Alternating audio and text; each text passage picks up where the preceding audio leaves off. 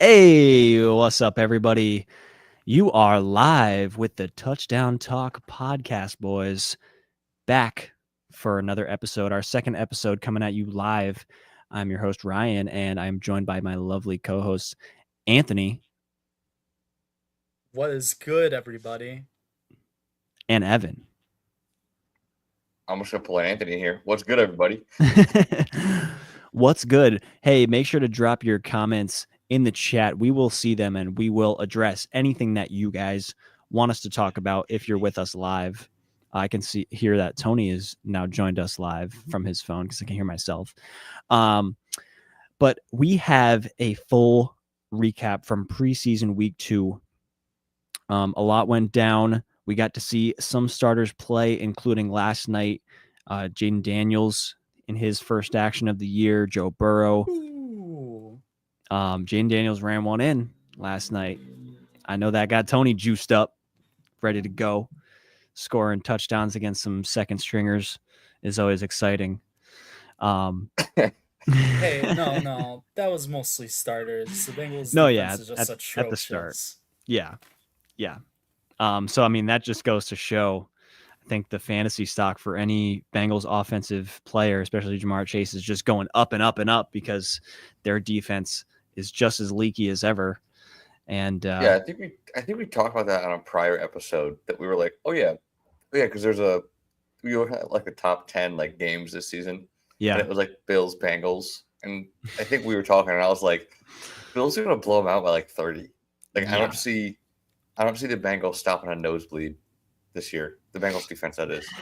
Nope. Like they, especially with Hendrickson most likely gone or not playing or whatever. Yeah. Whatever his situation is. I've been seeing that they're like deep, like very, very realistic, like trade talks with other teams. So I'm not surprised. That's a good thing to talk about. I mean, that developed only like yesterday. I think that they announced that they're actually looking for trade destinations for him. Do you know what? I know there was a couple specific teams. Excuse me, specific teams mentioned. Do you know what they were, Tony? So I've seen all kinds of things. I haven't seen anything like I would say legit from like Schefter or like the in NFL guys. So I really have no idea, but I've seen some things online where it's like certain teams, if they get them, it scares the shit out of me. I'm not gonna lie. Like I saw that the Eagles were in talks with them. Oh my god! Do not want him to go there. I saw that the Patriots were in talks with them as well. Don't know how That's true scary. that is, but which the Pats could really use a pass rusher in general. 100%. Who's your guy? Absolutely. Who's your guy beside that? Milton Williams, you brought him in free agency. Cool. D tackle, young. Played for the Eagles. Sounds good to me. Like, yeah. Who's your other pass rusher on that team? That's not a linebacker. You know what I mean? Oh, it's your front four. Is Josh Uche still there? I don't think so. I don't believe he is. Even then, even if he, I don't think he is. But even if he was, like, that's your best guy. Right. Is Keon White, right? He plays for the Eagles now. Oh, yeah, Josh Uche. Of course. But he was fire. Yeah, he was fire. He was really good on the Pats. Yeah, I was a big fan of Josh Uche. Mm-hmm. But, anyways, yeah, if the Pats are actually going after him, which I would be a big fan of personally as a Pats fan, obviously that's my bias kicking in, but. I think that'd be a huge addition for them. I think they still have money to do it too. Oh yeah, they probably do. It's the money is not an issue. It's just who are you giving up? What are you giving up for them? Right. Yeah, that'll be the tough part. Is what are they actually going to move for them? I think it goes for any team that want to get a top pass rusher, top sack leader last year, literally, or the top rusher, the top. I say, the sack leader, like you guys said, that was last season. Yeah, I mean, any team's you're gonna have to give up a lot, and it's not gonna come at fourth round pick. All right, cool, thanks, we'll take them. It's gonna be, I would say personally, a decent haul for the Bengals, and they're gonna make that point known. Yeah, 100%. I mean, you're like you said, trying to get the sack leader from last year. Like, it makes no sense why the Bengals. That's why it just like baffles me that the Bengals won't pay him with their ass blast of a defense. Like, and then you have like one guy who's literally like one of the best in the league, if not the best. Like, he has the most sacks. Like, it doesn't make sense why you wouldn't keep him. A team that comes to mind for me as like a landing spot would be the Raiders. I don't know if they have, enough capital to give as far as draft picks or any really good player to send, to the Bengals, but I know that they have enough money to pay him what he wants. Yeah. And if, it's possible that maybe he continues to hold out or he just sucks it up and plays this last year on his contract and just is like, okay, well, but I'm going to peace out at the end, pull a Jamar Chase like last year and just ball out and then raise your price for free agency. Or force your team to pay that higher price. So maybe he just sticks it out and then the Raiders just buy him next year. And then they have Max Crosby and Trey Hendrickson, and they have the two best white pass rushers in the whole league. And then then you're set, man. Yeah, definitely. I mean, another team that came to mind right away that could always use help on defense is the New Orleans Saints. I know I feel like we bring them up a lot because they're just a bad team in general. But it was a team that just came up in mind, like who could use a pass rush, and that's one of them. Cam Jordan's getting older. Chase Young hasn't panned out. Did Cam Jordan retire? No, he's still there. He's still there? Okay. Yeah, he's still kicking. Cam Jordan's in probably just upper 30s. Getting towards the end of his career, I would say. Yeah. That's the guy that you would try and trade for. Trade Cam Jordan for him if you can. Trade Cam Jordan and some fillers there for him, man, if possible. But I feel like they'd riot. He's been with them for so long, and he's like he's a Saints lifer. That's for sure. Dude. Yeah. Oh man, I feel like the fan base would just be devastated if they traded him away. No, I agree, but also you're trying to build this team for the future as well. But yeah, it's a business, right? So you can't worry about people's situation feelings. Does not help them build for the future at all. Yeah, I think Kellen Moore talked about that today, and is like he still doesn't have a starter. Like he still, they haven't named a starter. Decided they haven't named a starter yet. No. Shuck. Who's the between other guy? Shuck, Rattler, and Rattler. Spencer Rattler. Yeah. Oh, and they all played terrible. I think Jake Hayner's the other one. They all played bad. Yeah, they've all been playing really bad. Oh my goodness, it's insane. Yeah, he said the Saints are not ready to name a QB. Saints head coach Kellen Moore told reporters the competition evaluation process will go on throughout this week. Wow. So he's going to like the last minute here. Yeah, right. I mean, there's still one more week. Good. No, it's not. Right. It's really bad to be like you're still uncertain. I mean, is there any other team that we can think of that isn't certain yet? I mean, we have the Colts and the Browns that just named their starters, and they've been having quarterback competitions. But then there's the Saints. I mean, every other team has a solidified starter. Yeah, I feel like most of the teams that were like debating on who to start they all made their choices this week, which is, in my opinion, a good time to do it. You're doing it a week before the last preseason game, 2 or 3 weeks before the season. If you're still kind of holding out, then yeah, I could see like that's a bad sign. Yeah, I mean, I think it just goes to show how impressive Daniel Jones must have been. For sure. That he was, preseason's not even over and he's got the job. So kind of shows he's the GOAT. Maybe not the GOAT, but I will say Anthony Richardson has been a huge bust since he came to the NFL. Yeah. Oh, huge bust. Massive bust, dude. And again, he came out of Florida and he lit the world on fire with his rushing ability, his arm talent, put the ball where he wants to. he could go wide receiver in Florida as well, from what I remember. And it shows that you need more than just a rushing ability and some good arm talent. You gotta be able to put it all together. Yeah. And again, don't get me wrong. I mean, if he was, I think he would have been better in a different situation as well. I don't. I just think he's I don't know the word for it, but I just think he's a little bitch. I think he fails no matter where he goes. You found the word, I guess. Pretty quickly. My thing is like the Colts O-line is not good. That's my big thing. Also, when you constantly get hurt, that doesn't help either. Like Anthony just said, being a little bitch, fine, whatever. Also, when you're saying, "Oh, I'm too tired, I can't play this drive," that's a problem. Yeah. That's the day I lost all respect for him. Yeah, I think that's when you say like, "Oh, he's a little bitch," like that's probably what's in your head when you think that. Like he's like, "Yeah, honestly, I was tired."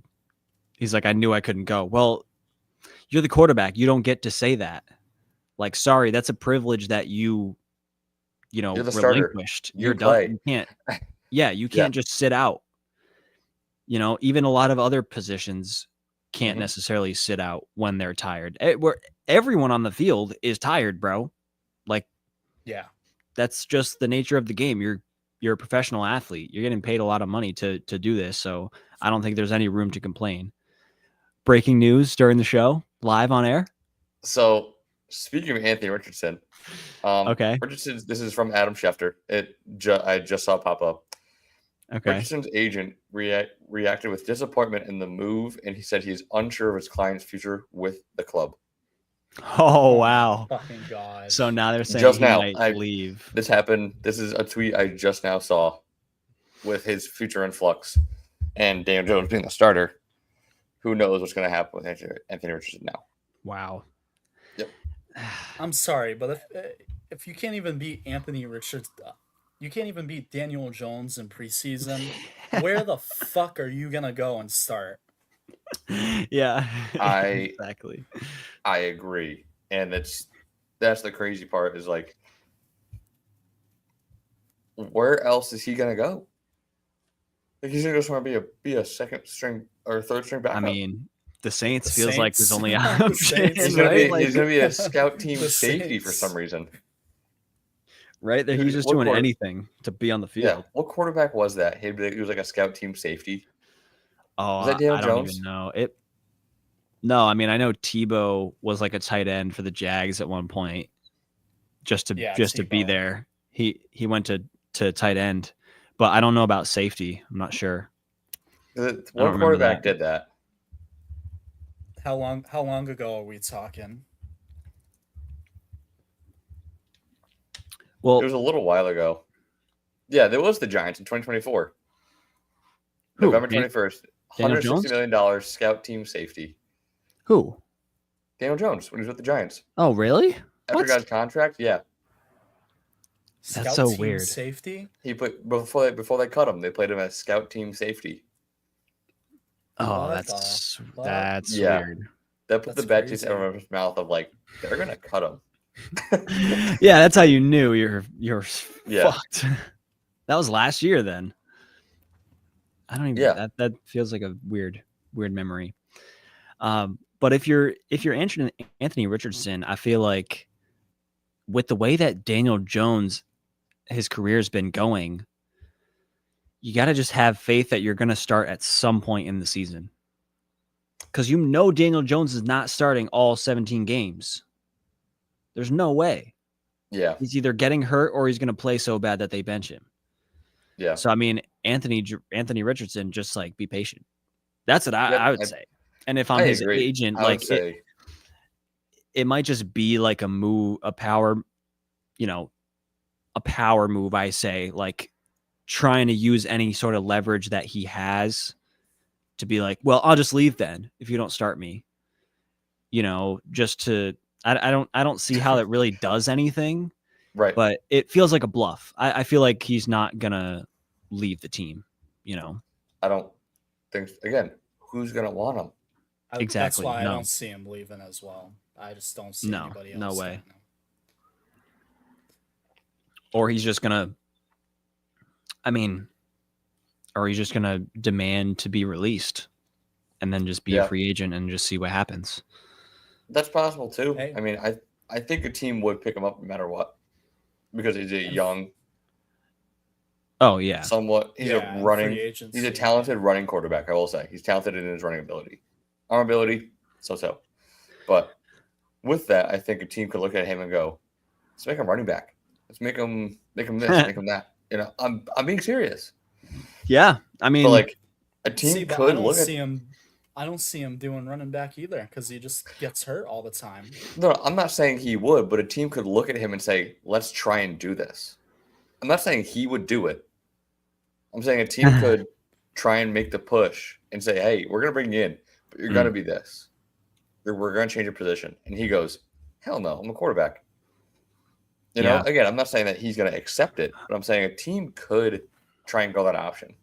Because again, like I said, he's a talented runner. Like he's not this wicked slow running back. Oh yeah, no, and he's a beast, and he it's weird because like you say like yeah he's a bitch or he'll be tired and take himself out of a drive, but like there's also times where he like puts his body on the line and will just run through somebody's face. Yeah. So it's like he in certain situations he's very aggressive and very physical. In like other situations he's not and like is very like I don't know like yeah like it's weird a little bit yeah. But when you said that about putting him at running back, and we're talking about the Saints, it makes me think of Taysom Hill, you know, and maybe I don't know if we're going to say he's going to go to the Saints and then take over Taysom Hill's role. And then they have maybe the Saints this year is just like it's Tyler Shuck at quarterback, but then they bring in Taysom Hill for a couple snaps and then they bring in Anthony Richardson at the Wildcat. And then like it's just like they could do some really crazy stuff, but more realistically, maybe the Colts use him in that way. And we've seen it done. We've seen it done with I'm trying to think of an example, but there are times where I want to say they did it with Jameis Winston, maybe in Cleveland. Justin Fields last year. Well, I'm saying yeah, but yeah, that was a little bit different, but I'm saying like just for like quarterback sneaks or something like that, where it's like, okay, but even Daniel Jones can do a quarterback sneak. That's the thing is he's a mobile quarterback too. So, I mean, I don't know, but what were you saying, Tony, about comparison, to the Steelers? It does kind of seem like a similar situation. Yes, except I think Anthony Richardson is more dead in the water than Fields was on the Steelers. Like Fields at least had a decent amount of plays designed for him. I don't even think they'll give Richardson that down. The thing is, we also know that Justin Fields is pretty good. Like, I'm not gonna say blow us out of the water, great, but I'm not gonna say he's absolutely god awful. Like if you're gonna say, hey, who's better? Who would you rather have as a quarterback in your team? Anthony Richardson or Justin Fields? I'm taking Justin Fields. Oh yeah. Because he showed that he can actually play and win games. Yeah. Again, Anthony Richardson had a few years, yes. I don't know. Again, I might take Rich on that one. Really? Yeah, I might, just because like Fields doesn't have the arm talent. I feel like Fields can improvise and on the run he's very good and similar to Anthony Richardson in that way. But like Fields is not ripping the fucking deep balls that Anthony Richardson is ripping at times. Okay. You know what I mean? Like there was some plays last year where, I mean, he was launching them. It looked like Russell Wilson moonball out there. But like Justin Fields, I don't think he's launching them like that, Yep. He doesn't have that same deep ball. But they are a very similar like type of player. And Fields is more like he has more experience in the NFL and he's been around longer. And the difference I feel like with the Steelers last year was Russ was hurt to start the season. Fields started and then lost the job halfway. In this case, it almost feels like it'll be flipped where Daniel Jones will start and Yeah. then he'll either get hurt or suck. And then it'll be like, all right, well, I guess we have to put in Anthony Richardson. Yeah. And then we'll see how that goes. And he might suck bad enough where they're going to put Daniel Jones back in, you know? I mean, there is a third quarterback on this as of now. There are a few quarterbacks on this Colts roster. All right, let's hear Rookie, 'em. right? Yep. You have Riley Leonard. Riley Leonard, yeah. And then you have my boy, number 12, Jason Bean Jason Bean. from Kansas. Okay. I've never heard of him. I'm Fuck is just that joking. kid? I just like his name. Like his last name is Bean. The Bean Man. Yep. But yeah, like I can see him going into the season with 3 quarterbacks, and that being Jones, Richardson, and then Riley Leonard, probably. Yeah. Honestly, at this point, fucking put in the fucking rookie. See, I haven't heard a Honestly, what do thing- you? I haven't heard a thing about him during preseason, though. That's my thing. Like, I haven't heard a thing about Riley Leonard at all. I've only heard bad things. Oh, really? Yeah. Brief bad things. I'm not sitting and watching every single preseason game. I'm only watching Right. maybe one or two, and only a half of it maybe. But everything I've heard about Riley, like if he was making great throws and getting touchdowns and stuff, I feel like we would know. Right. Yeah. I've seen some stuff that has briefly mentioned that he didn't look great. Nothing has been blowing us away about him. And I don't think that with the what was he drafted, like the 7th round or something. So Maybe. I'm not sure when he was drafted. like I don't think so that fucking late because I've never heard of him. So yeah, he was a deep draft pick. Oh yeah, you're not a big college guy. I forgot about that. Yeah, he's round 6, 189. Okay, yeah. So nothing like I feel like he doesn't have anything like a big talent or a big, skill that Right. separates him, whether it's arm talent or mobility or whatever. Mhm. Like he's probably just a very standard run of the mill white quarterback. Dude, I don't know. That just kind of maybe I he's felt like I next was going Tom down that Brady. road. Maybe. could be. I don't know. But yeah, Brady was kind of like that too. There was nothing that stood out about him. But I don't know. Doubt. All I'm saying is I doubt. I doubt it. But that's probably never know. never gonna happen again. Tony, I'm sorry. I hate how everyone does this. Like, oh, what if he's the next Brady? It's It's it's never gonna be a gonna happen long again. time. It's gonna be a Yeah. long time before we see that happen. And nothing against well, you, but I was like, I hate when people are like, oh well, we drafted him late. No one knew about him. He's the next Brady. Like, okay. I'm like, oh, No, God. no. I know. I was saying that as a joke, but Yeah, I know you're not being that's serious. But never like, gonna people will be happen. serious about that, and I'm like, I hate that personally. Yeah. Well, I mean, me too. Brock Purdy's got to be the closest to that, right? I was just gonna say Brock Purdy is the best you're gonna get for Yeah. that late of a round Yeah. pick. Literally the last pick in the draft, and he made it to a Super Bowl. If he won, then you might be able to say it in that conversation where it's like he has a similarity to Brady in that aspect, but Just a one. he's A not. Super Bowl But ring. he's not the Just same. the one, yeah. It's not the Super same Bowl. though. Yeah. It's a whole different level, Mhm. But very, very interesting quarterback situation for the Colts. They're not the only team that has an interesting quarterback situation. And recently named the starter is Joe Flacco for the Browns. I feel like we all knew that was coming.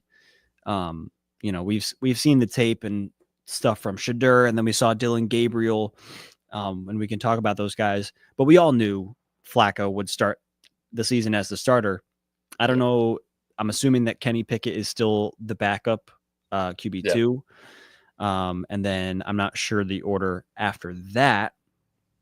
Well, it'll probably depend on injuries because Dylan Gabriel was injured. And now Shadur is injured. He's considered day-to-day. Dylan Gabriel threw a pick 6 in preseason week 2, whereas Shadur threw 2 touchdowns last week, the week before. But again, it's preseason. How much do you read into this? And like, is this even a quarterback competition that worth like paying attention to? We're talking about the third. When do we ever talk about 2 rookies competing for the 3rd string quarterback job on the Browns? Like when do we ever talk about this stuff? I think it's only because of the amount of looks that Shedeur Sanders got at Colorado. That's the only reason why. That's the wholehearted, my personal opinion. That's the only reason why. Because again, Colorado was not great the 2 years that he played there. But they were better. They were better than they were, though. Yes. Oh, no, don't get me wrong. Yes, like they were better than they were the years prior. Yeah. But it's not like they became a championship team. I think they went like 13-12 over 2 years. Okay. Like the 2 years that Shedeur and Dion were there, and with Travis, I think Travis Hunter as well. Yeah. But I was like, I think we've harped on this way too many times to keep going over it again. I don't think he was a good quarterback in college. Personally, I don't think he was. I think he was bang on average. Any of my buddies that ask you, or they will agree with me that I have said that since he came to Colorado.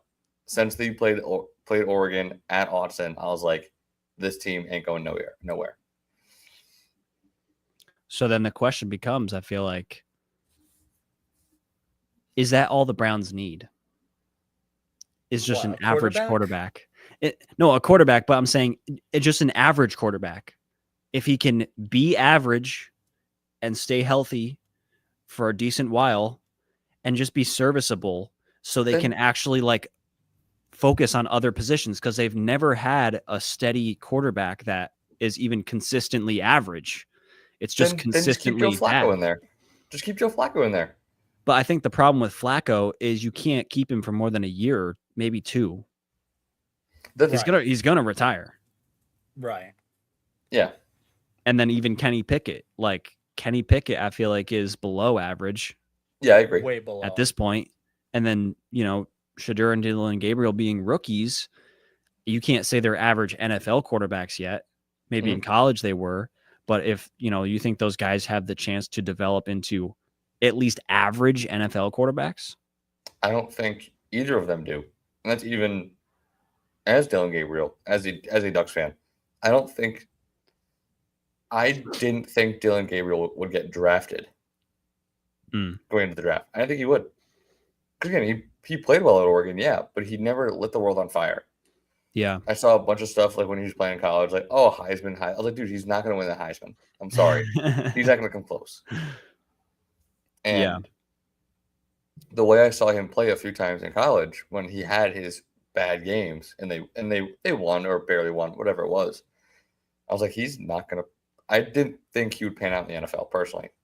I didn't think he'd get drafted. Maybe get a late, a 5th, a 6th, a 7th round pick. Sure. Those are you take a flyer on a guy and hope they work out. But yeah, I mean, I didn't think he was gonna earn a starting job out of college. I didn't think so. No, definitely not starting. That's for sure. Yeah, even on the Browns, looked awful. Yeah, he's definitely not a starter. If the Browns are smart, he probably should be the quarterback that gets cut. To be honest, because I feel like Shedeur, like in college, I agree with you. I wasn't a big fan of him in college, but at least so far, Shedeur has came out and shown you promise. Dillon has not shown you anything. So why? And that brings the question, how is Dillon above Shedeur? That just doesn't seem right. And how even Pickett, I personally think that Shedeur should be the backup QB2 right now. Okay. I mean, we haven't even seen opinion, but we haven't seen Kenny Pickett even play. So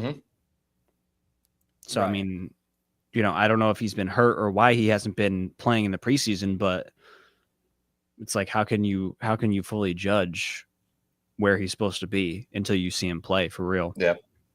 But obviously coaches see things that we don't see. So, who am I to say? Yeah. But I mean, we're talking from a fan's perspective. Everything we've seen, I don't know. It's just feels like he hasn't gotten a fair shake. I don't know. Well, the whole situation, and like the draft, like the training camp, like nothing just makes sense, and it's like we should totally expect this because it's the Browns. Like this is the team that does shit like this. That's what It's the because same there's shit. nothing else to talk about them. So we gotta fucking talk about this shit because what else are you gonna talk about with the Browns besides fucking what's his name, who if I was him I would have like demanded a trade like day 2. Oh, Myles Garrett. Myles Garrett. Yeah. I mean, he did, and then they said, "Hey, do you want all of our money we've ever made?" And he was like, "Sure." Money talks. Can you guys hear that? Yeah. No. For a second. Okay, there's like fucking motorcycles and shit outside my window, fucking going crazy. Nice. But anyway, I don't have anything else to say about the Browns. Fuck the Browns. Let's move on and talk about the Pats. I mean, I know you guys were hyping up Efton Chisholm. I wish somebody would fucking F my Chisholm. Whoa. That's a great fancy team name. F my Chisholm. That'd be great. I want to get real quick. Oh, we do. Gallagher. Yeah, Brad Gallagher says Shadur gonna be nasty. Oh, thanks, Dad. Appreciate that. I don't know. I don't know if I agree with you. Maybe by week 7 when we see him, he'll be nasty. Again, he's not going to get the shake though at first. Again, I will come out and say this: if Shadur comes out and lights it up, I will come out and I will say, "Hey, I was wrong." I don't mind. I don't mind being wrong, especially when in this, I say business, but doing what we do and making assumptions or guesses or reading into things a little bit too much. You have to know, hey, you can be wrong. And I'll come out and say, hey, if that goes on, I'll raise my hand and say, hey, I was wrong. I was very wrong. I don't mind doing that. Yep. You're allowed to be wrong, and it's okay. Yeah. It's all right. In this case, legally, and because in this case, you will be wrong. I mean, legally, yes. To end it, he he's made some like nasty fucking throws, like no joke. Mm-hmm. Like he's made some insane throws, and even in the preseason, it's like, wow. I mean, so did Zach Wilson that one time at the draft combine, and then we saw that hand out. Yeah, I know. Yeah, it's just the consistency of it. I think, he can make those here and there, but it's just like you need to be making those consistently on a high level, locked in every day, every week, just all the time. Yeah. So that's what we want to see. But yeah, let's talk about who wants to get effed in the Chisholm. Yeah, see, I knew somebody would want it. I'm trying to get effed in the Chisholm. I mean, other than that guy, Travion Henderson, I got to feel good about him. We continue the talk from last week. Like, dude, he still looks phenomenal, shooting up my fantasy boards like nobody's business. Yep. What are you guys excited about from the Pats?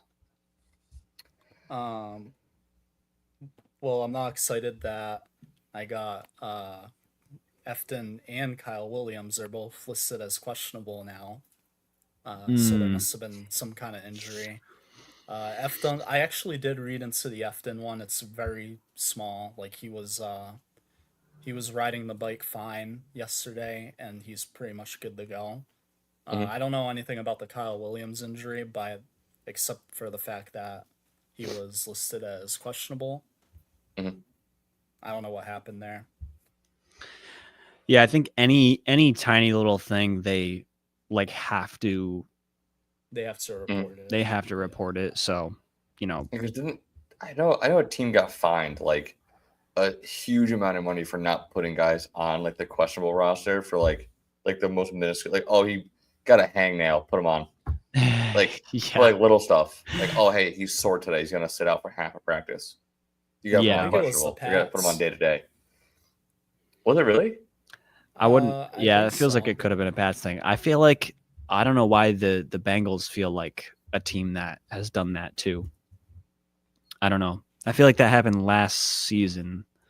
But yeah, like sometimes it's very small things that they like have to report. Not every questionable tag is created equal. So just because someone's questionable doesn't mean that, they're in the same boat as someone else. Right. I don't take it serious until it's out. But when it comes to fantasy, at least it's like, okay, you have to question it, but always read into it more, read into the injury report, figure out exactly what it is. And then a lot of times it's things that that guys can play through. Even illnesses and things like that. A lot of times guys would play through an illness. Yeah. But that's a rough look, Hopefully they can maybe rest up this last week of the preseason and be ready to go, because they're going to need it. Because other than some of those guys, that wide receiver room looking a little bit rough, honestly. It does look a little bit rough, but tremendously improved upon from last year. Like, at least this wide receiver room is semi-respectable, Last year it was just like just throw fucking high schoolers in there. They're about to sign you off the practice squad, Tony. Have you out there? Yeah. Should have dimes. They should have. They missed seriously, dude. Catching a hospital ball from whoever the quarterback was during the season. Drake May. No, I know Jacoby Brissett. But Brissett was in sometimes. Whoever it might have been. Bailey Zappi. Yep. Bailey crap. Yeah, no. He's a Chief now, I think. Really? Yeah, I think he is. I think so. Yeah. So the NFL team that got fined for the injury report was the Atlanta Falcons. From when they when they was like, oh yeah, Bijan's healthy, he's fine, and then he came out and played like 4 snaps. And wasn't listed on any sort of injury report. Like, oh yeah, he's like kind of hurt. That's weird. Only kind of though. Especially with Bijan. I mean, guys, we need to know this.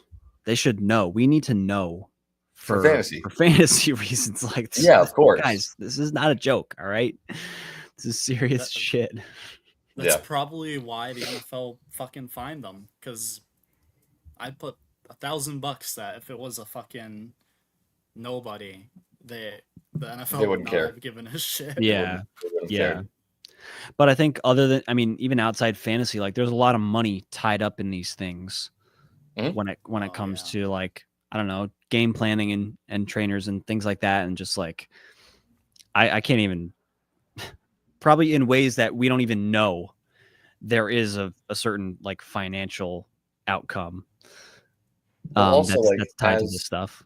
As a fan, say you're an Atlanta Falcons fan, right? Hey, I'm going to the game, gonna watch my boy Bijan Robinson. And then you're like, wait, where is he? Yep. What's going on? Yeah, ticket sales. It's huge. Yeah. I mean, that feels like that like compromises the integrity of like the game. Then it feels like you're just being dishonest just to sell tickets because people want to see this guy. Yeah. So we got a comment here, which is great because I'm always down to talk about the Giants. We can totally pivot to that.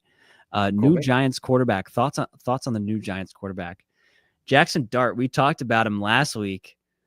He played phenomenal last week, and he played phenomenal again this week in the preseason. Oh, yeah. He was, if I remember the stat line exactly off the top of my head, it was 14 for 16 for 137, touchdown through the air that he threw to Greg Dulcich, and then he also ran one in. So 2 touchdowns, 2 total touchdowns, 130 yards on 16 pass attempts.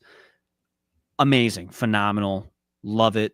So hyped to see that from Jackson Dart. I think we don't want to rush this. So he's not going to play for the first 6 or 7 weeks. And we're going to let Russell Wilson kind of do his thing and kind of sink his own ship. And once that ship goes down, it's time for the Dart train to come rolling into the station. And we're going to run some people over. Good question. What did you say the stat line was? 14 for 16 for 137 and a touchdown. You are dead on. Because I'm the GOAT. Because I literally looked at it today. You did? Nice. I think I saw something about it, earlier today. And I was like, I should remember that for this episode. Yep. But yeah, great. I'm super impressed because I think the thing I remembered the stat is 14 for 16 is really good. That's an amazing completion percentage. Yeah, 86%, 82%, something like that. Yeah, and 14 completions for 137 is just about 10 yards per completion. So gotta be happy with that.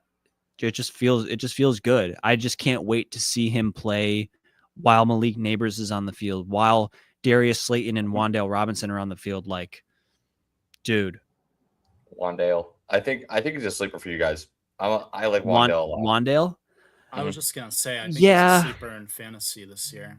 You could get him like 13 to 15th round, and that's in my eyes, that's a steal. He would be a safe flex on like a bye week play. I think that's where he's gonna be. Again, I don't think he's gonna be like, light the world on fire. I think I've said that a few times this episode, but like, I don't think he's gonna go out there and crush it every week. But I think if you need him in a pinch, he could work for you. Yeah, I think. I agree. Only in, at least if the trend continues from last year, I'd say Wan'Dale only in a PPR format. Because last year, I want to say, like, dude, he has games where it's like he has 9 or 10 catches and like 50 yards. So it just depends. If you're playing PPR, that's 15 points. If you're playing standard, it's 5. So it's a huge difference. There's a huge difference. Yeah, he is not a deep ball guy. He's a slot guy. He's a possession guy. Like, when it's 3rd and 4, you give it to him on a 5-yard out and you get a first down. Like, that's what he's good for. But he's not Malik Neighbors running vertical routes down the field and mossing people, you know? What's his ADP? Average depth. His ADP is probably 80 over 100. Sorry, average depth of average draft depth of average depth of target. Who, Malik? No, Wan'Dale Robinson. What's his usual? His like, average target yardage he gets per pass. I mean, like, his yardage per reception is probably freaking 4. Yeah, probably. Like, something stupid like that. Something really low. Like, it's not good, at least based off of last year. Right, and like, I'm trying to find that. There are times where go for it. And there are times where he is shifty and he shows that shiftiness, but I don't think I have seen him, use that and then rip off, a 40-yard run or a 40-yard, catch and run. Like, he might have a 20-yarder in there, 30 maybe, but like, he's not ripping those off. I don't know. It just feels like, I don't know. He has a low ceiling. I feel like, using fantasy words there, low ceiling, but like a pretty safe floor, I feel like, for PPR. But the thing that, since we're kind of in this realm, Darius Slayton, I was looking today. Darius Slayton has is lower in fantasy rankings than Wan'Dale Robinson. And maybe that is because of what we're talking about with the, how many receptions he's going to get. But like, Darius Slayton, when he gets receptions, he's going to be deep. He's another vertical guy who's catching passes over the, he's going to be catching Russ's moon balls. So I don't know. I would feel better about Darius Slayton on my roster over Wan'Dale. But I think Darius Slayton is just a little bit more of a boomer bust type of guy. Yeah, probably. And they paid him. So they got to fucking scheme something up for him because they paid him pretty good. And Slayton will go way higher in your draft than Wan'Dale will anyway. So I'm not like going out of the way looking for Darius Slayton, but if it's like the last round or two, I might be going out of my way to look for Wan'Dale. Just because I think he's worth it in that position. But I don't think, like you said, I don't think Slayton is worth no matter where he lands, unless you get him really, really late. But he won't be available by then. Yeah, probably not. He feels like a late pick, but a lot of places I've been seeing him going undrafted, which is just kind of baffling to me. It's really weird. That's crazy. Yeah, that's weird. But I feel like Wandale is the type of guy who you can probably end up picking him up off waivers because he might have a bad week and then someone's going to drop him. Like people will have low tolerance for his bad games, so they'll drop him pretty quick, and then you could probably pick him up off waivers, when you need him.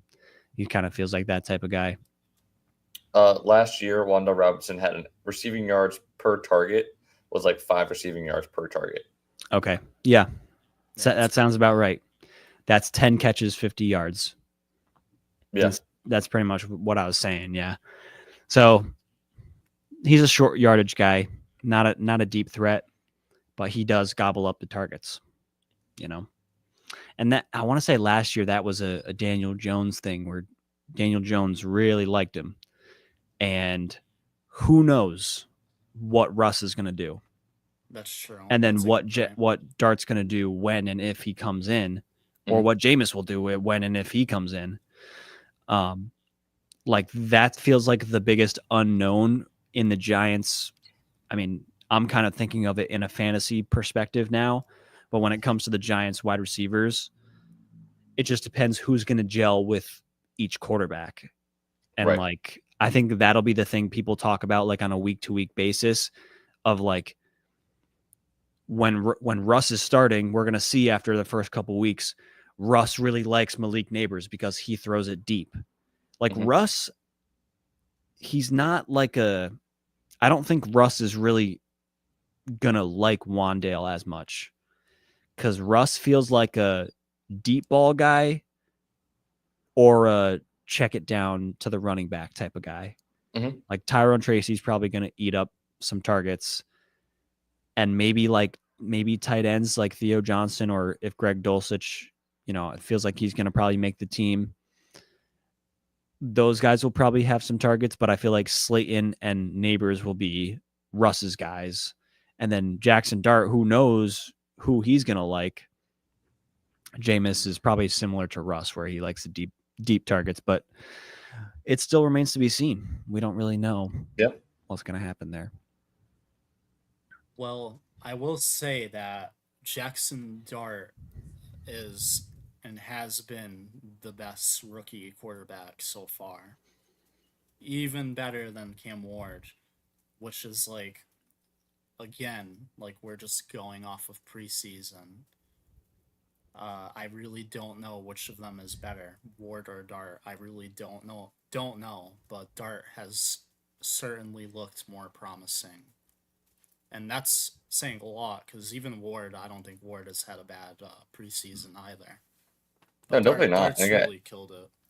Yeah, Dart definitely has showed up, and I think Cam Ward has had some good games as well. But also, they're not playing him fully either. So Cam Ward gets 2 drives. All right, cool. Jackson Dart's getting the whole third quarter. Yeah, you know what I mean, like third into the fourth, whatever it may be. So I think we know exactly who the starter is going to be for the Titans, and I think that's not even a question. Oh yeah. But look at with what they're getting, what they're doing with it, and I think Jackson Dart is doing really well with the time with the time that he's getting and putting up, like you said, 137, 14 for 18, 14 for 16. Yep. It's really good. It's huge. I would be more excited as a Giants fan right now, though, than I would be if I was a Titans fan, though. Yes. Because Dart has looked phenomenal, and you kind of look at the Giants roster, and they still have a lot of holes, but they also have a lot of very dominant players like Malik. And also, I feel like people don't give Tyrone Tracy enough credit. I personally thought Tracy's rookie season was phenomenal. Out besides 100% agree. Issues.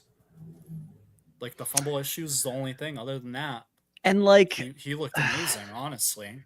And the fumble issues, I feel like there was one fumble he might have had another fumble here or there, but like maybe one or two. I don't know how many fumbles he exactly had, but there was one that came at a really crucial point in the game when they were playing the Panthers in London.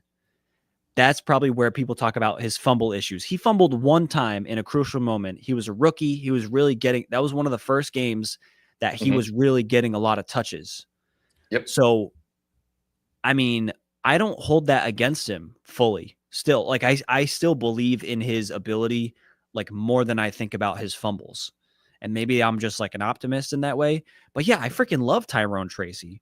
And I think, like you're saying, Tony, this is huge that they get Dart a year after they get Malik Neighbors and Tyrone Tracy. So getting Neighbors early in the draft in 2023. Yeah, last year. Yeah, because this was the 24 draft. Yeah, because he was a rookie last year. Right, because this was the 2025 draft.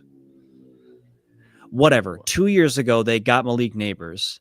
Now they have their quarterback. Yeah. Sure, whatever. They got Malik Neighbors a year before. Oh, sorry. You know what I'm trying to say. Two drafts ago. The most recent draft was when they got 2 drafts ago. Right. They got their receiver of the future, but they still had no quarterback. Right.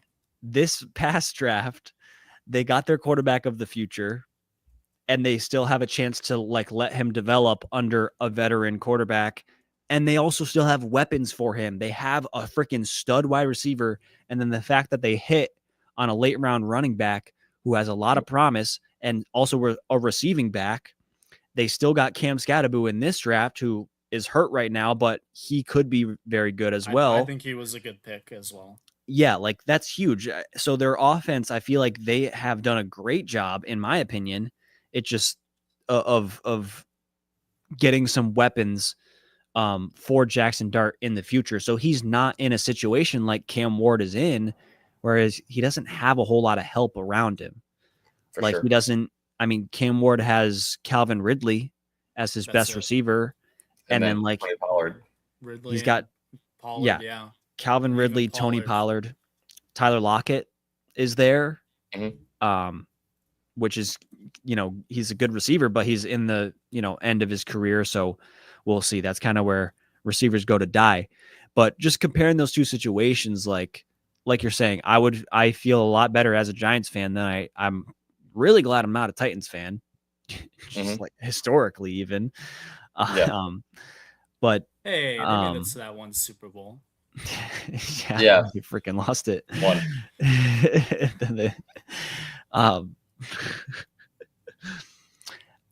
But what was I going to say? I think it's unfortunate for the Giants. The thing I'm more concerned about, honestly, is the situation with Dayball and Joe Shane, the GM, is because they are in the hottest of hot seats. And if they don't succeed like right away, they could both potentially lose their jobs. And especially giving up Saquon is like, you're so dumb. Imagine if they kept fucking Saquon. I went down this road, but imagine if they kept Saquon and they have fucking Neighbors and they have Tracy and they have like, oh my God, they're so stupid. But so sorry, but what I'm trying to say is, even without Saquon, they still have the pieces now to be successful potentially next year. Probably not this year, but 2026. They have some resemblance of a team that they didn't have 2 years ago. Yeah. Before they got Neighbors. Yes. They have a structure around this team now. Say, hey, this is our number one. This is our running back. This is this guy. We have guys that we can plug in places, and they're going to be our number one or number two guy. Yeah. 2 or 3 years ago, you guys didn't have that. No, not at all. You guys had Darius Slayton as your number one wide receiver, right? Yeah. Yes. Correct. Yep. So, and then you had who's your running back? Dude, I mean, it was Saquon. It was Saquon and 3 years ago. Tracy. Yeah. Oh yeah. Yeah. It was. And then, that's all you had. It was okay. Pass the it ball. was Pass the ball to Saquon. It was just Run the Saquon. ball. Run the ball to Saquon. yeah. Yeah. Literally our team ran through Saquon. Yeah. But now it feels like we have sort of an identity outside of just one player. I mean, it is kind of Malik Neighbors is like the one player, but you feel like the team's a little more whole now. And the guys that built it in, the GM and the coach are there. But my fear is that they're not going to be there long enough to like fully see their product through its whole like lifespan. You know what I mean? Yeah. And I feel like something that can really hurt Jackson Dart and hurt Tyrone Tracy and Neighbors and all these young players on the team is if Dayball gets fired and Joe Shane gets fired, and then a new coach, new GM come in, and if they don't have the same vision and they don't see the same things in these guys that Dayball and Shane did, and then they kind of blow it up when they like had something, they have something promising here, and if they don't succeed right away and then they get fired, the next regime might not see things the same way. And that's my fear as a Giants fan, is that, our promise is going to be cut off very quickly because of coaching. So, which again, it's one more bad season and you could be looking at a new regime. Yeah. And I think I'll real quick. I know I've been going a lot, but no, you're good. You're good. I really think that even if they have a bad season, I think it's okay. It just needs to be better than last year. Last year we won 3 games. If we win 6 games this year, it depends like when and where we win them. But, if we start off the season 0-8, I think Dayball gets fired. Oh, well, if we start, but if we start the season 2-6, I think there's some hope. And then if we finish with 6 wins, I could see a world where they don't get fired if we have 6 or 7 wins, maybe. But I don't think we need to be a playoff team. So that's like the weird point of it is like, you guys aren't a playoff team, right? Let's be honest. The Giants are not a playoff team. Correct. Outside looking in, probably a few wins back, right? Yeah, I would say so. So you're okay with missing the playoffs, but what is the benchmark where they're like, hey, if you don't do this, you're gone? Like you said, 6-8, right? Was that what you said? Or 6 and however, 6 and whatever. 6. Yeah. What if? Oh, last year? No, like how they. So, what do you think like the lowest win would be, and Dable doesn't get fired? Probably 6-11. I think maybe it might be 7. I think 6. It could go either way. If he wins 7 games, I feel like he's safe. Okay, that's kind of that. I agree. I agree that though. I mean, if I think if they win close to half their games, like just under 500, pretty much, I think he'll be okay. I think if they win any less than 6 games, he's toast. Yeah, any less than 6. I just want to see what your thoughts were on that. No, I would agree with that because that's double their win total from last year. And I think if you do that, if you double your win total, it's an improvement, and I don't think that, I don't know. I mean, John Mara sat in the room with Joe Shane while he traded away or let Saquon go. So like he knows he is, I keep bringing it up, but he knows like what it is, and I think that he's going to be realistic about the expectations when it comes to Joe Shane. Honestly, I think Shane might be in more trouble than Dayball. I was just going to say, I think that, if I'm being completely honest with you, Shane should have been fired last season. Yeah. I mean... Yeah, I agree. just you trade away Saquon and then you see what Saquon does in Philly, and like yeah, he should be like like on his knees praying that Jackson Dart is like the next big thing. Because Yeah. that is the only Because thing that's gonna save him. If not, there's gonna be it's gonna be a big problem in New York. He's gone. Absolutely. He's gone. Yeah. Like absolutely he's gone. And even if they have like even if they go like 6-11 or 7-10 this year, there's a good chance I think he's still gone. Yeah. Dable, I think Dable is tough. I think they have to go 7-10 or better for him not to be fired. And I feel like they can't start like 0-4 or 0-5 because I think that I feel like he would get fired even that soon. Yeah. So that puts more pressure on him to start Dart earlier than later. So that begs the question, like, when is Dart gonna start? I really don't know. That's really tricky right now. I think if they drop the first few games, you'll see Dart come in. 0-2 or 0-3. Yes. First 4, even like 0-4, and Dable goes, shit, this could be it. He's gonna go, okay, switch. Yep. Young kid, get in there. Yep. Or even Jameis Winston, just go throw the ball around the field. Just do something. Yeah. He's gonna be desperate, 100% desperate by week 4. If they're 0-4, he's gonna be so desperate. He might put Malik Neighbors at quarterback. Dude, he might, dude. It might be Tyrone Tracy out the Wildcat, bro. I mean, he's done it before. They did it before with freaking Saquon. Yeah.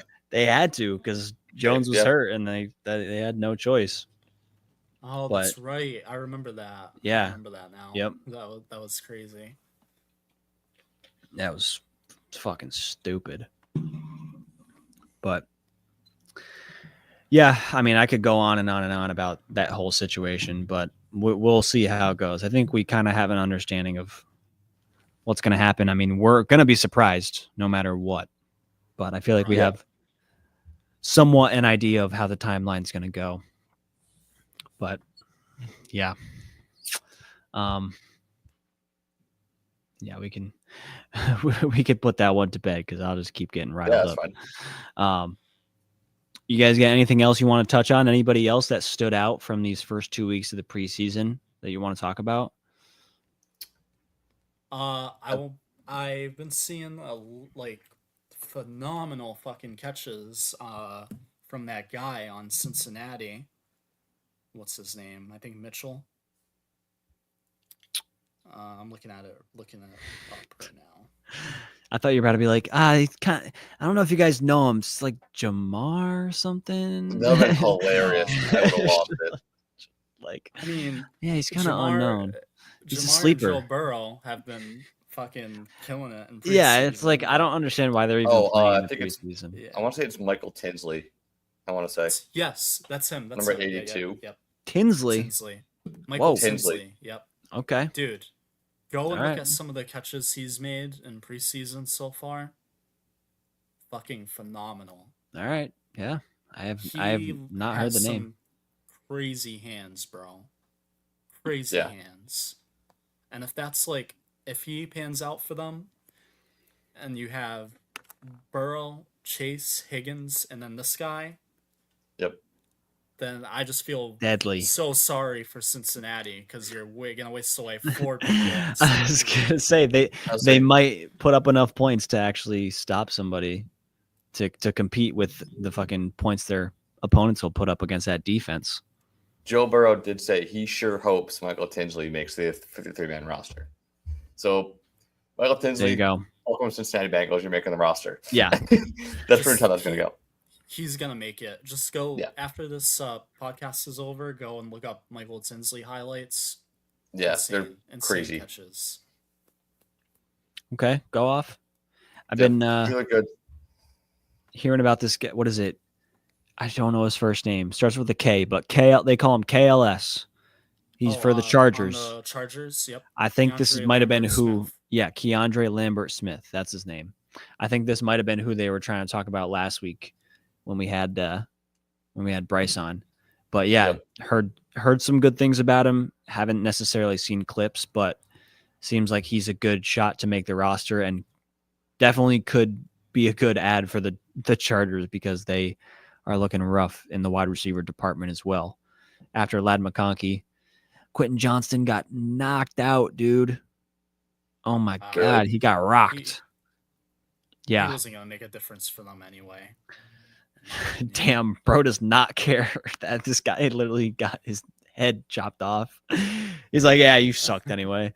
No, I mean, I hope he's okay, but like, even if he was okay, like, yay. No, I get what you're saying. Yeah. He wasn't a big, it's not an equal loss as if they lost McConkey or somebody like that. Yeah.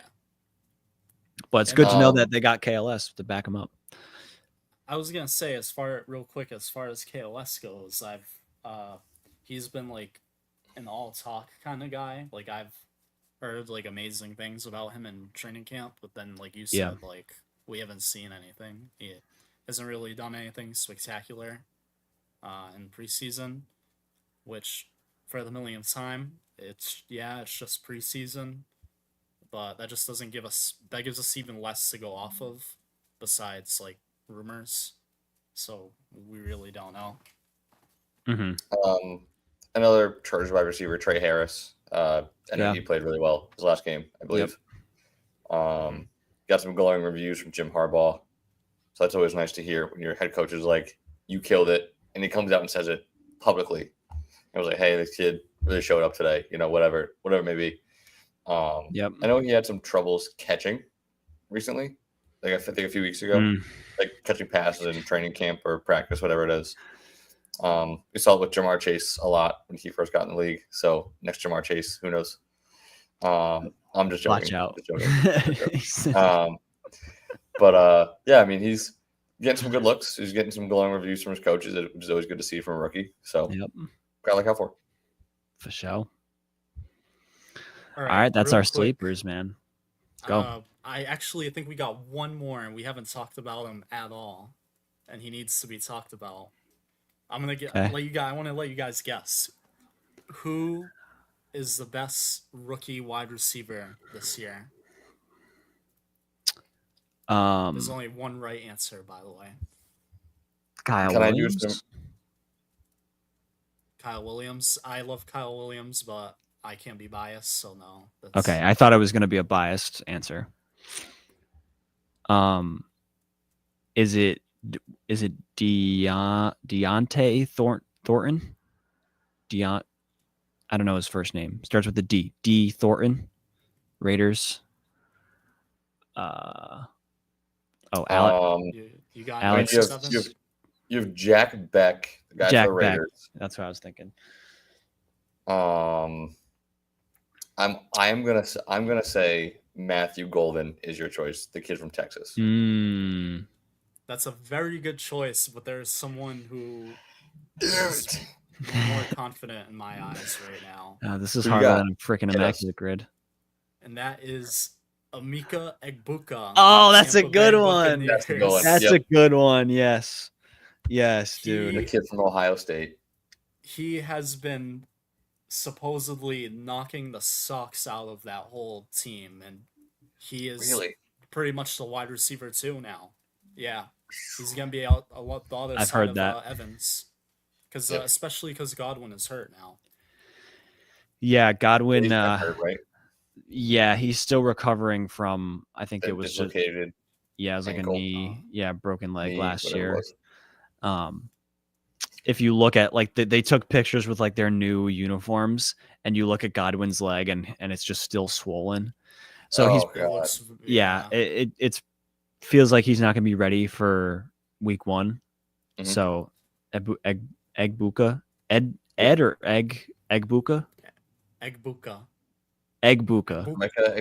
Yep. Emeka Egbuka feels like you're saying, he has a good shot. Good He's going to Good have shout. a good target share. He has a good Yeah. shout. He's going to get a Also, good shout. Jalen McMillan got hurt the other day. He has like a severely sprained neck, from what I heard. Yeah. Yeah. I'm like, that's not that good. was a gnarly hit. I didn't see the hit. He went up, left his feet to grab a pass, and he got basically just fucking flipped over. Oh, he got lawn shared. Yeah, it was rough. It's a tough watch. And that made Amika's value skyrocket too. Absolutely. Well. Yep. Makes sense. I don't want to see. Now I wanted to just say, I mean, we're talking about it together. So I wanted to say that I was going to target him in fantasy. Me and Evan have a fantasy draft coming up this weekend. So I don't want to give him away anything either. So I'm just going to be quiet, even though I already said it. I like Emeka Booth as well. I think we can both say, Ryan, we both like him. All right, cool. As long as we're on the same page, right? It's an auction league. I'm just going to make you pay $5 more for him. It's fine. Nah, I ain't paying nothing. I'm going to get him for $1 at the end. No way. That'd be it's not gonna happen. It's not gonna happen. Yeah, I was going just to a little tangent. I've been going hardcore into prepping for my fantasy leagues, and I was looking at like the average prices of auction leagues and stuff for some of these guys, and I'm looking at the prices and I'm like, I just know, like, I know our league. And I know that these guys are going to go for $10 more than what it says online. Like, this guy should go for 50. I know that motherfucker's going for 60. Just because I know the people in our league and how much they run it up, and they'll make you pay a lot for a guy. Which is exactly what you're supposed to do. You can get some great deals later on though with auction drafts. Yeah. Like, they're going to make you gotta know how to do it. Later on, if you played your money right, you can get Mike Evans for $15. I'm just saying a name and a dollar value. Yeah, that's what I did last year. It didn't really the Mike Evans show didn't work out for me. But that's let's go ahead and rip off this freaking immaculate grid. Let's do it. Oh snap, we got college. Oh geez, I'm gonna suck at this. That's gonna be so tough. Oh well, I mean, we can go Kyler Murray, right? Yeah, because he played for that's Oklahoma, right? That's the Sooners. Yes. Yeah. So we can go Kyler there, unless you got another one. That's gonna be the toughest row for me. Did Baker play for Oklahoma, or was that? Yeah. Okay, he did. So Baker at the Bucks. And we're giving them the most basic answers too. That's fine. You just I typed in Oklahoma. Yeah, I'm sorry. 10,000 per passing yards and played for Oklahoma. Jalen Hurts, did he do that? Has he done it yet? He's got to have 10K. Jalen Hurts played for Oklahoma? Oh, yeah. He played for Alabama. Well, he played for Oklahoma before. Oklahoma first. Yeah. Oh, I didn't even know that. Yep. Actually, I want to see, would they allow that is the question. Player I feel Oklahoma. Hurts definitely passed for more than over 10,000. In 4 years, 10,000 yards? Yeah. Oh, yeah. Without a doubt. I think Dude, if Mitch Trubisky has 10K. That is true. He does. You know it. All right. We got the hard out of the way. Let's do it. Sick, dude. All right. We're some ball knowers. We know what's up. Ryan Tannehill for 10K? Oh, yeah. Yeah, rip that shit. Warren Moon. Probably. Warren Moon, yeah. Oh, hit him with the fucking Jeff Garcia, bro. For what? For Chiefs 10K. Or you could go Chiefs Bucks. He was a Chief? Oh, Jeff Garcia? Yeah, I think so. He was a Buck. I would say maybe I'm just getting my red teams mixed up. Alex Smith for 10,000 plus. Tyrann Mathieu was a Chief for a little bit, correct? Yep. Yeah. 100%.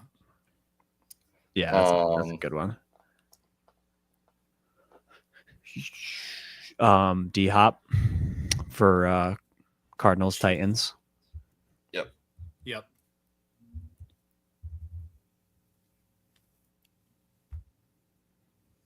Goat. We could just go Mahomes for 10,000 passing yards. Yeah. Cake. Eating it up. He's gonna be like 90%. 31. People probably went Joe Montana. Yeah, true. Yeah. All right, we got one person watching. Help us out in the chat. That one person is probably me. All right, never mind. You didn't have to say it. Just help us out IRL then. There was more people than before, though. Oh yeah, no. Shout out to everybody who watched. Titans, Bucks. Why do I feel like they had a running back who can't remember the name, but he was on the Titans and the Bucks? Could be wrong. Oh yeah, that's a tough one. I don't know.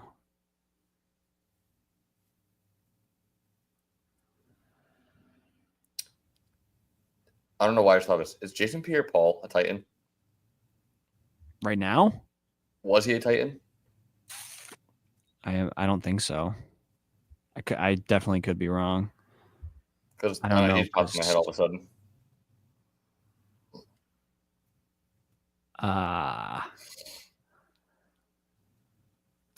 Shoot. I don't know. I feel like, I mean, the only name that I have for either one of these squares would be Jeff Garcia at the top. but I we can try Jeff Garcia. I'm pretty sure he was a Chief because I feel like there we was did a this. running back. No, Tony, I agree. There's definitely a running back between. Oh, a Chief Buck, LaShawn McCoy. Well, yeah, you could do that. I'm pretty sure. Yeah. Yeah. But I was talking about the Titans and Bucks as well. Oh. Chris Johnson, I forgot. He had like a brief stint with the Bucks. Oh, did he? He was a Buck, really? Yeah. That's probably. Oh God. Oh wait. Yeah. Yeah, because he was in. Yeah, it was 08. Because he was in Madden Mobile. So yeah, he was definitely 08. Oh, what? Chris Johnson was not correct. Did I click the wrong Chris Johnson? Yeah, try the other Chris Johnson. I was gonna say he was definitely a fucking Buck. I know this. 05 to 2012? Doesn't feel right though. No, 5 to 2012 sounds about right. No, what are the other options? I can't. What else you got, Tony? Oh, I was talking about the Chris Johnson years. What are the other options? 08 to 2017. I feel like that's way later than he played.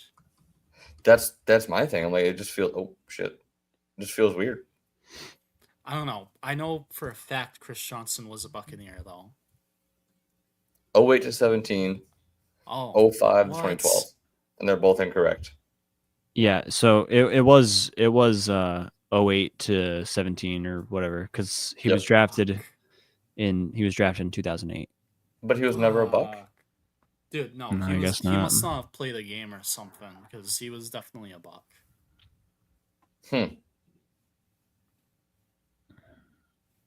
Well, that was the only guy I had in mind. I have no idea. Do we have an overtime guess or no? I got nothing. All right, we'll show a summary, see who it is. It's probably going to be some like DN that we're not thinking of. Yeah, probably. Chris Johnson played for the Cardinals late in his career, and he had 1 year with the Jets. Yep. Was that what oh my fucking God. You might have been thinking Cardinals. Fuck. So we could have put him where D-Hop was. Well, D-Hop wouldn't have worked anyways. Oh, yeah. Ryan Fitzpatrick. Oh my God. Dude. He's a cheat code. Oh God. Yeah, but we discussed that he would be off limits because he's because he's been on every yeah. fucking So we did were we say that? yeah. Oh yeah. Yeah. Definitely. Yeah. Well, was I on that episode? Yeah. No, I'm just kidding. We never talked about that. Okay, I was like, I don't think we ever did. I was trying to get you to go with it. Okay, I mean, we can do that. That's from now why on. that's why we didn't guess him. We knew, but that's Dude. why. We forgot a huge wide receiver for Bucks Titans. Bucks Quintorris Titans. Lopez Jones, Oh. otherwise known as Julio Jones. The 1 year he played for the Titans. I was gonna say I've never even heard of him. Julio Jones, you never heard of him? No. Oh, He's never heard his real name. Is that his real name? Yeah, Quintorris Lopez Jones. Yep. Didn't that's know Julio's real name. that. I Yeah, thought you were talking about someone else. that No, that's wasn't in the trivia, unfortunately. only because Ryan knew that I would know it. Yes, exactly. That is exactly why. Also, my boy Adam Humphries was a Buck and a Titan. Yep, that's one. Yep, we've guessed him before though. That's a guy. We've that's a used guy. him before once or twice in these. Yeah. You want to do a second Yeah, one or just one today? Yeah, you want to rip off one more? We do one more. Yeah, I'm let's cool do with it. Yeah. Let's go Yeah, I back. We gotta gotta redeem redeem ourselves. myself. We'll do yesterday's grid. Oh, dude, Evan, I don't know if you saw the grid we did last time. After you left, I looked a grid up real quick, and I think I went to a different website than the one that you always go to. Mhm. And we put in, what was it, Tony? It was like, I think it was Giants, and then it was Super Bowl MVP. Oh yeah, and we put in Phil Simms, I think, right? Yeah, we put in Otis Anderson and Phil Simms, who were the first two MVPs the Giants had, and they were both wrong. didn't count it. Eli Manning was Yeah. the only correct answer, but Oh god. but those were Yeah. Correct answers. correct answers that the grid just told us it was wrong. So we should That's not. insane. We ain't using that website anymore. Yeah. This is Pro Football Reference, so they have all their stats. And This is like the best place to go. All Yeah, right, definitely. Nicholas Farmer's got a chat for us. It's Dallas Cowboys, Terrell Owens. Yeah, for Eagles Cowboys. That's a good one. Go on. Thanks, Nick. Appreciate you. T-O. T.O. Big time. T-O. Panthers. That look like the weird ones. Panthers Lions. I feel like is weird to me. I feel like Panthers anyone is weird. We could go Miles Sanders for Panthers Oh. Eagles. Oh, that's a good one. Mm. Miles Sanders. Could always rip off Christian McCaffrey too if you want a real easy one for any of those. Yeah, we could do Panthers 10 rushing Oh, touchdowns. for 10. Yeah. Yeah, you could do it for either one. 49ers too. Yeah. But I think For the 49ers, Frank Gore do it. in a season. I feel like he must have. Granted, See- dude was huge. Yeah. Well, maybe, I mean, I never watched Frank Gore play personally, and maybe this is just me being young and stupid, but like, was Frank Gore ever like really that good in the NFL? Maybe I would say he was. Maybe that's I bad would to say say. he was that good for a little bit. Yeah. Like, I feel like early he in was, his like- career. Oh, okay. I Early mean, I in know his he was career. really good in college. After And this he- immaculate grid, we'll dabble in the stats of Frank Gore Okay, after yeah, this. yeah. But He's let's like rip him. number 3 on the all-time record. That is true. Oh, okay. I thought that was more of like a longevity play because he was Frank around for so long and played for a lot of Yeah. different teams. But I wasn't sure if he was ever like really, really top tier or if he was just average and consistent, you know? He was really top tier for only a couple years. For the early in his Niners, career. right? Like early. Yeah. Yeah, he was filthy for the Niners. Yeah. All right. Cowboys. Yeah, Zeke. Dude, I used to hate that. I mean, I still kind of hate that guy. Ooh, Nicholas Farmer with a good pull. Cowboys and Lions. Dan Campbell. Wow. Wow. That's a great pull. Yeah, that's a very good one. He did. He played for the Cowboys. Yeah, they don't even have a picture for him. What percentage is that? 10. 10%. All right. Yeah, I think because he's a coach, people probably know that a little more. That's a good pull, though. Yeah. Panthers, Lions. 2 cat teams. Interesting. Why do I think that there's a big one for Lions 49ers? There's gotta was be. Adrian Peterson ever a 49er? No. Because I know he dabbled in the Lions for like a year. Yeah, he was a Lion for sure.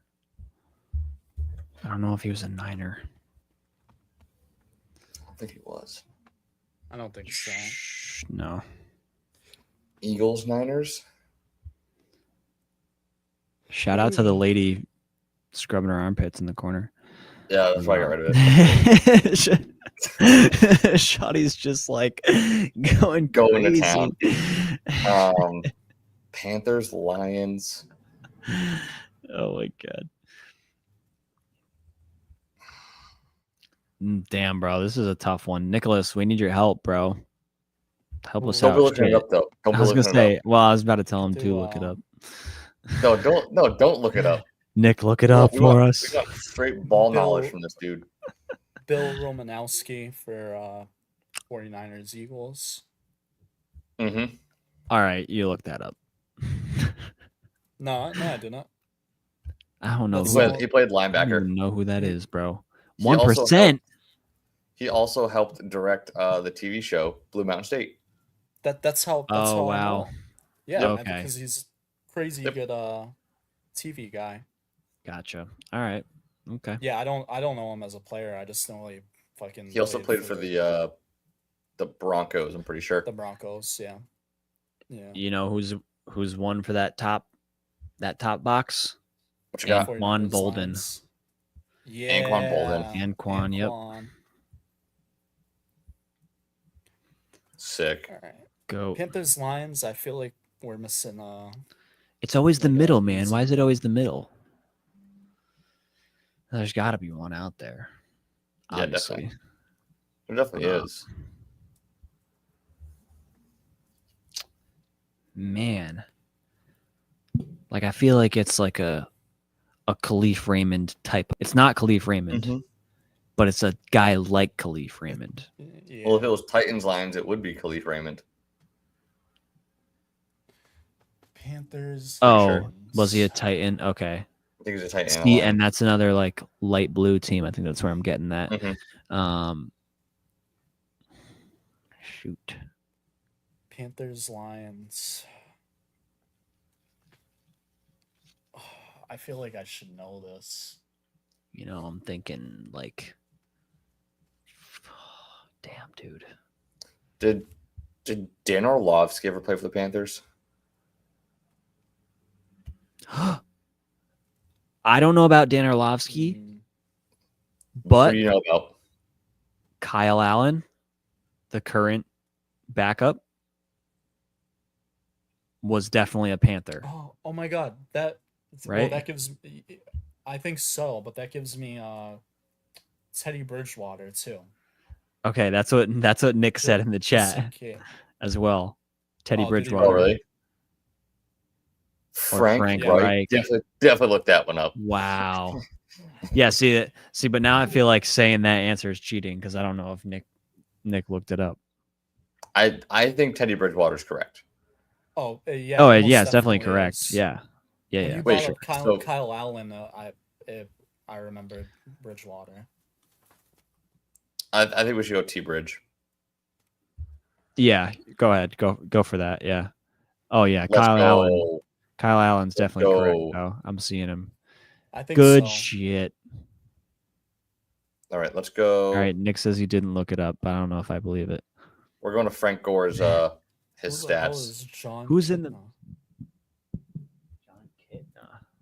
Yeah, I've never heard of him. Hey, Jeff Garcia rears his ugly head again. Oh, he was a Niner. He was a Niner. He wasn't a Chief. He was a Niner. That's what I was thinking of. All good. So looking at Frank Gore, Yep. for rushing touchdowns in a season, he had exactly 10 one time. Wow. Really? Wow. Yep. So we just barely got that. Yeah, he had 8 all the time. Oh, He rushed for 1,000 yards. Granted, he had 1,600 yards rushing 1 year in his second year in the NFL. Wow. Yeah. With 8 touchdowns. He was nasty, bro. Early in his career, nasty. 1, 2, 3, 4, 5, 6, 7, 8, 9. He had 9 years of 1,000 plus yards rushing. Wow. And one of those was 1,500 plus. 2 of those were 1,200 plus. Wow.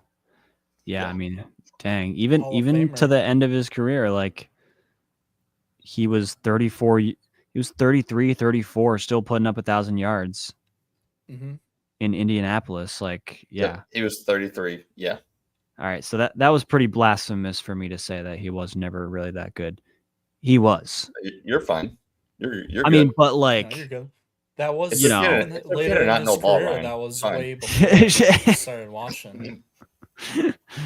yeah, I mean, he retired in 2020. Yep. Like, he was in the end of his career by the time that I was like super into football and stuff. Yeah, like he was 2005. He was drafted. Wow, what a goat! What a legend!